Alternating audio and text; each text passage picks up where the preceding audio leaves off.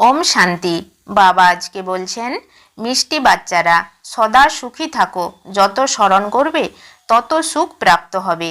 বাচ্চারা এটাই বাবা তোমাদেরকে আশীর্বাদ করেন। প্রশ্ন আছে, সঙ্গম যুগে তোমরা বাচ্চারা এমন কোন শুভ কার্য করে থাকো যা সমগ্র কল্পে হয় না? বাবা উত্তরে বলছেন, পবিত্র হওয়া এবং বানানো সব থেকে শুভ কার্য।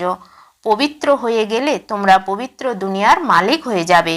পবিত্র হওয়ার যুক্তি বাবা বলেছেন যে, মিষ্টি বাচ্চারা তোমরা ভালোবাসার সাথে আমাকে স্মরণ করো, দেহি অভিমানী হও, এই রকম যুক্তি সবাইকে বলো। গীত আছে, কে এই খেলা রচেছে? ওম শান্তি। শিব বাবা বসে তার শালিগ্রাম বাচ্চাদেরকে বোঝান। শিব বাবাকে তো সবাই জানে, এটাও জানে যে শিব বাবার নিজের কোনো শরীর নেই। শিবের প্রতিমা তো একটাই, তাতে কোনো তফাৎ হয় না। তাকে দেখানোই হয় লিঙ্গের মতো। যেমন মানুষ হওয়ার বিষয়ে কোনো তফাৎ হতে পারে না। চোখ, নাক, কান সকলেরই দুটো।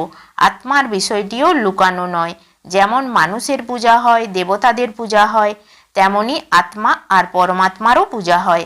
শিবের মন্দিরে গেলে দেখবে অনেক ছোট ছোট শালিগ্রাম রাখা আছে, যেগুলির পূজা হয়। মানুষের দুই প্রকারের পূজা হয়, এক তো হলো বিকারীদের, দ্বিতীয় হলো নির্বিকারীদের। প্রথমটিকে বলা হয় ভূত পূজা, কেননা এখানে তো কারো শরীরই পবিত্র নয়। 5 তত্ত্বের তৈরি মাটির তৈরি পুতুল। মূর্তি গড়ার সময়ও মাটি আর জল মেশানো হয়। তারপর তাকে শুকানোর জন্য রোদ চাই। রোদও তো অগ্নিরই অংশ। আগে রোদের সাহায্যে আগুন জ্বালানো হতো। তো বাচ্চারা এটাও জানে যে নিরাকারেরও পূজা হয়ে থাকে, সাকার দেবতাদেরও পূজা হয় এবং মানুষেরও পূজা হয়। দেবতারা হলো পবিত্র, এখানে হলো অপবিত্র। বাকি পূজা তো ভূতেরই হচ্ছে। আত্মা কি জিনিস তা মানুষ জানে না। বলা হয়ে থাকে, রিয়েলাইজ ইয়োর সেলফি, আত্মাকে রিয়েলাইজ করো। আত্মা হলো বিন্দুর মতো। অনেককে সাক্ষাৎকারও করেছে, ভক্ত বর্ণনও করেছে যে অতি ক্ষুদ্র একটা লাইট গুরুর থেকে নির্গত হয়ে আমার মধ্যে প্রবেশ করে গেল। আচ্ছা, এতে লাভ তো কিছু হলো না। নারদ আর মীরা একনিষ্ঠ ভক্ত হিসাবে সবচেয়ে প্রসিদ্ধ। হ্যাঁ, সাক্ষাৎকার যদিও হয়, কিন্তু সিঁড়ি তো নামতেই হয়। এখন তোমরা বাচ্চারা আত্মা অভিমানী হয়েছ। জানো যে আগে আমরা দেহি অভিমানী ছিলাম। এখন এসব হলো নতুন নতুন বিষয়। আত্মা পড়ছে, এটা তো একদম পাক্কা করে দেওয়া উচিত যে বাবা আমাদেরকে পড়াচ্ছেন। এটা তো প্রথমে দৃঢ় নিশ্চয় হওয়া উচিত। আত্মা অভিমানী হতে হবে। অর্ধকল্প আত্মা অভিমানী থাকে, অর্ধকল্প দেহ অভিমানী হয়ে যায়। সত্যযুগে আত্মাদের এই শুভ অভিমান থাকে না যে আমরা পরমাত্মাকে জানি। শুদ্ধ অভিমান আর অশুদ্ধ অভিমান হয়ে থাকে না। কর্তব্য শুদ্ধ এবং অশুদ্ধ হয়ে থাকে। কথায় আছে, শুভ কার্যে দেরি করা উচিত নয়। বাবা বলেন, আমি তোমাদেরকে কত সুন্দর বানিয়ে দিই। তোমরা পবিত্র হলে পবিত্র দুনিয়ার মালিক হয়ে যাবে। এর চেয়ে শুভ কার্য আর কিছুই হতে পারে না। তোমরা পবিত্র ছিলে, এখন বারে বারে বাবা বলেন, দেহি অভিমানী হও। নিজেকে আত্মা বুঝে বাবার প্রতি সম্পূর্ণ ভালোবাসা রাখো। আত্মার সম্বন্ধই হলো একমাত্র বাবার সাথে, তিনি বসে পড়ান। এটা হলো প্র্যাকটিক্যাল অনুভবের কথা।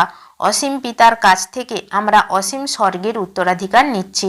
বাবাও বলেন, হে মিষ্টি বাচ্চারা, আত্মাদেরকে বলেন, আত্মা এই কান দুটি দিয়ে শোনে, তোমরা বুঝতে পারো যে কে আমাদেরকে মিষ্টি মিষ্টি বাচ্চারা বলছেন। মিষ্টি মিষ্টি বাচ্চারা, বাবার বাচ্চাদের প্রতি ভালোবাসা থাকে না, কতই না আনন্দের সাথে বাচ্চাদের লালন পালন করে। ইনিও হলেন অসীম জগতের পিতা। আত্মা বলে, আমি শরীরের অর্গ্যান দ্বারা শোনাই। অজ্ঞানকালে বাবা বাচ্চাদেরকে কত ভালোবাসে, জানে যে এ আমার উত্তরাধিকারী। এদেরকে আমি সুযোগ্য করে তুলি যাতে তারা নিজেরা খুব সুখী হয়, ভালো উত্তরাধিকার প্রাপ্ত করে। বলা হয় না, বাচ্চা বেঁচে থাকো, সুখী হও, আশীর্বাদ বেরিয়ে আসে যে বাচ্চা যাতে সর্বদা সুখে থাকে। কিন্তু তারা তো সদা সুখী হতে পারবে না।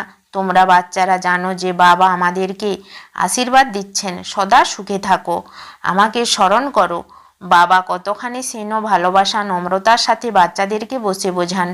বাবা তো বাচ্চাদের সার্ভেন্ট, তাই না? কত বাচ্চাদের চাকরি বাবাকে করতে হয়। মা যদি মারা যায় তখন বাবাকে বাচ্চাদের জন্য সব কিছুই করতে হয়। এই বাবা বাচ্চাদেরকে কত ভালোবাসার সাথে বোঝান। নিজের পায়ে দাঁড়াতে হবে। হে আত্মা, বাবার কাছ থেকে তোমাদের উত্তরাধিকার নিতে হবে।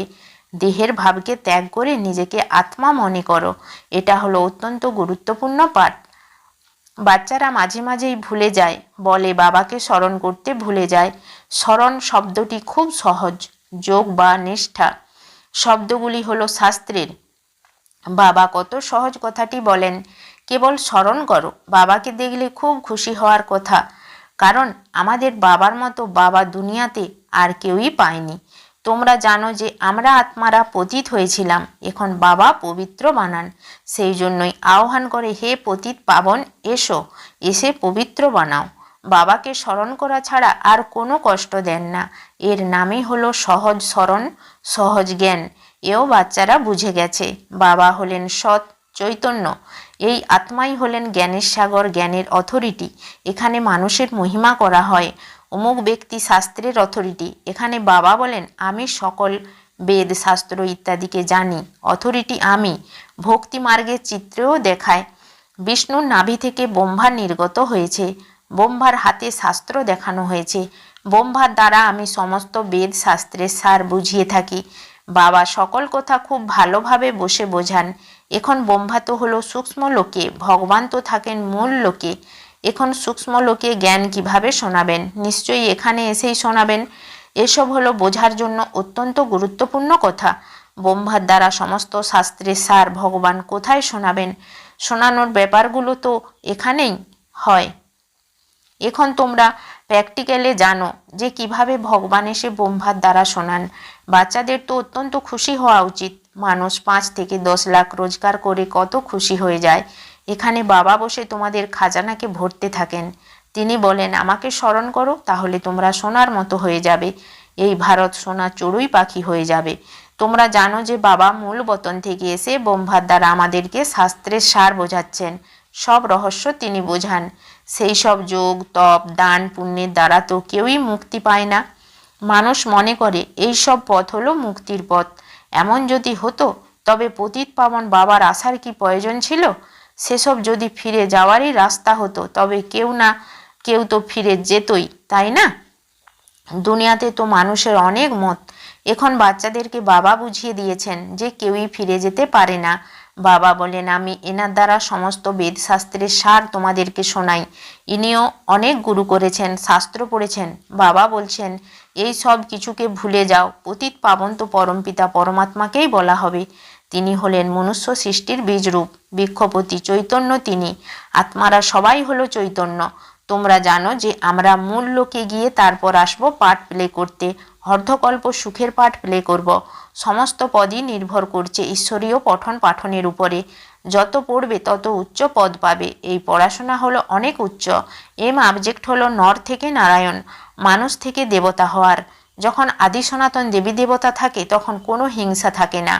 ওখানে বিকারের কোনো কথাই নেই, না কোনো লড়াই ঝগড়া হয়। এখন তোমরা বুঝতে পারো যে যখন অনেক ধর্ম থাকে তখন ভাষাও অনেক হয়। সকলের এক ভাষা হতে পারে না। এখন তোমাদের অদ্বৈত ধর্ম স্থাপন হচ্ছে। অদ্বৈত আর দেবতা একই শব্দ হয়ে যায়। এখন তোমরা দেবতা ধর্মের হচ্ছ। গীত তো আছে না, বাবা আমরা আপনার থেকে 21 জন্মের জন্য সমগ্র বিশ্বের বাদশাহী নিয়ে থাকি। সেখানে এই রকম বলা হবে না যে এটা আমাদের প্লেস, এখান দিয়ে তোমরা যেতে পারবে না। এখানে তো একে অপরকে ভয় দেখাতে থাকে। বসে বসে লড়াই ঝগড়া করার ভূত চেপে যায়। বাচ্চারা, তোমরা জানো আমরা শ্রীমতের আধারে নিজেদের রাজধানী স্থাপন করছি। আমরা বিশ্বের মালিক হয়ে যাই। আমরা থাকবো ভারতেই, দিল্লির আশেপাশেই নদীর তীরে থাকবো। সেখানে চিরবসন্ত বিরাজ করবে। সেখানে সবাই সুখে থাকে। প্রকৃতিও তো সেখানে শতপ্রধান। তোমরা বুঝতে পারো যে আমরা কিভাবে দৈবী রাজ্য স্থাপন করছি পুনরায়। সুতরাং বাবার স্মরণে বাচ্চাদের খুবই খুশিতে থাকা উচিত। কেবল নিরন্তর স্মরণ করো, আর কোনো কষ্ট তোমাদের দেওয়া হয় না। এতেই হলো পরিশ্রম। মাঝে মাঝে বাবাকে স্মরণ করতে ভুলে যায়। দেহ অভিমানে আসার ফলে উল্টো কাজ করে ফেলে। প্রথম বিকার তো হলো দেহ অভিমানের। এ হলো তোমাদের অনেক বড় শত্রু। দেহী অভিমানী না হওয়ার কারণে তখন কাম ইত্যাদি দংশন করে ফেলে। বাচ্চারাও বুঝতে পারে যে লক্ষ্য অনেক উচ্চ, পবিত্রও থাকতে হবে। তোমরা হলে সত্যিকারের ব্রাহ্মণ। কোটি কোটি মানুষের কানে ভুঁ ভুঁ করতে থাকো। এখানে কচ্ছপের উদাহরণও তোমাদের জন্যই খাটে। বাবা বাচ্চাদেরকে বোঝান, তোমরা তোমাদের ব্যবসা কাজকর্ম সবই করো, অফিসের কাজ করো, যখন দেখছো কোনো গ্রাহক নেই সেই সময় বাবার স্মরণে বসে যাও, সাথে একটা চিত্র রেখে দাও। তারপর অভ্যাস হয়ে যাবে। বাবার স্মরণে একটু বসে যাই। যুক্তি তো বাবা অনেক প্রকারেরই বলে দেন। ভক্তি মার্গে চিত্রকে স্মরণ করে, এখানে তো তাও হলো বিচিত্রের স্মরণ। এটা নতুন কথা তাই না? নিজেকে আত্মা মনে করো আর বাবাকে স্মরণ করো। নতুন বিষয় হওয়ার কারণে পরিশ্রম মনে হয়, এর জন্য প্র্যাকটিস করতে হয়। জ্ঞান তো পেয়ে গেছো, এ তো বোঝানো হয়েছে যে বিষ্ণু থেকে ব্রহ্মা কিভাবে হয়। বিষ্ণু অর্থাৎ লক্ষ্মীনারায়ণের 84 জন্মের পরে তারাই ব্রহ্মা সরস্বতী হয়, এই কথা কোনো শাস্ত্রেই নেই। এমন নয় যে বিষ্ণুর নাভি থেকে কোনো ব্রহ্মা নির্গত হয়। বাবা বলেন, বাচ্চারা, আমি তোমাদেরকে সদর্শন চক্রধারী বানাই। তার অর্থও তোমরা জানো। তোমাদের শব্দগুলোই এমন গুপ্ত যে কেউ কপি করতে পারবে না। এখন বাচ্চারা তোমরা বুঝতে পারো যে আমরা বাবার সম্মুখে বসে শুনছি। বাইরে যারা রয়েছে সেই বাচ্চারাও বুঝতে পারে যে মধুবনে শিব বাবা ব্রহ্মার দ্বারা মুরলি চালাচ্ছেন। আত্মাই বাবাকে স্মরণ করে। স্মরণের দ্বারা বিকর্ম বিনাশ হবে। কেননা যখন থেকে বিকারী হয়েছ, পাপ করেই এসেছ, তো জন্ম জন্মান্তরের বোঝা মাথার উপরে রয়েছে। তমপ্রধান হতেই থাকো। তমপ্রধান হতে অর্ধকল্প লেগেছে। শত রজ তম হতে হতে আত্মা মলিন হয়ে গেছে না খাদ পড়ার ফলে। সেই খাদকে অবশ্যই বের করে দিতে হবে, না হলে বাবার স্মরণ ছাড়া আত্মা উড়তে পারবে না। মায়া রাবণ সকলের ডানা কেটে দেয়, এও বোঝার বিষয়। মোক্ষ ইত্যাদি তো কেউই লাভ করতে পারে না। আহ্বান করে, এসে আমাদেরকে অর্থাৎ পতিতদেরকে পবিত্র বানাও, ব্যাস, এর মধ্যে আর কোনো কথাই নেই। বাবা শিক্ষা প্রদান করেন যে তোমরা তমপ্রধান থেকে শতপ্রধান কিভাবে হবে। বাচ্চাদেরকে লিখতেও থাকেন, বাচ্চারা, তোমরা বাবাকে ভুলে যাওয়ার ফলেই তমপ্রধান হয়ে গেছো। এখন বাবাকে স্মরণ করো তো শতপ্রধান হয়ে যাবে। শতপ্রধান বিশ্বের মালিক হওয়ার জন্য বাবাকে স্মরণ করো। তোমাদের আত্মার মধ্যে 84 জন্মের জ্ঞান রয়েছে। 84 চক্র তোমরা সম্পূর্ণ করেছ। আত্মার মধ্যে কত বিশাল পাঠ নিহিত রয়েছে, বিস্ময়ের ব্যাপার। এত ক্ষুদ্র আত্মার মধ্যে কত কত পাঠ ভরা রয়েছে। আত্মা বলে আমরা 84 জন্ম নিই, এও এখনই তোমরা বুঝতে পারছো। মানুষ তো কিছুই জানে না। বাবা এখন বোঝাচ্ছেন, তোমরা আত্মারা 84 জন্ম ভোগ করো, এক শরীর ছেড়ে অন্য শরীর ধারণ করো। পুনর্জন্ম নিতে নিতে তোমরা সিঁড়ি দিয়ে নামতেই থেকেছ। এখন আবার শতপ্রধান হয়ে রাজত্ব করতে হবে। তাহলে কতখানি খুশি হওয়ার কথা। বাবা আমাদেরকে বেহদের উত্তরাধিকার প্রতি কল্প কল্পে দেন। বাচ্চারা, তোমরা এখন চিনতে জানতে পেরেছ। তোমরা জানো যে আমরা মালার দানা হই, যারা এরপর নম্বর অনুযায়ী রাজত্ব করবে। সেখানকার রাজধানীর যা কিছু রীতিনীতি হবে সেসব পুনরায় রিপিট হবে। কি হবে না হবে সেসব নিয়ে ব্যর্থ চিন্তন নিষ্প্রয়োজন। তারা যেমন রাজত্ব করেছিলেন তেমনই করবেন, সেসব সাক্ষী হয়ে দেখতে হবে। সেসব নিয়ে চিন্তা করবার প্রয়োজন নেই যে কি হবে।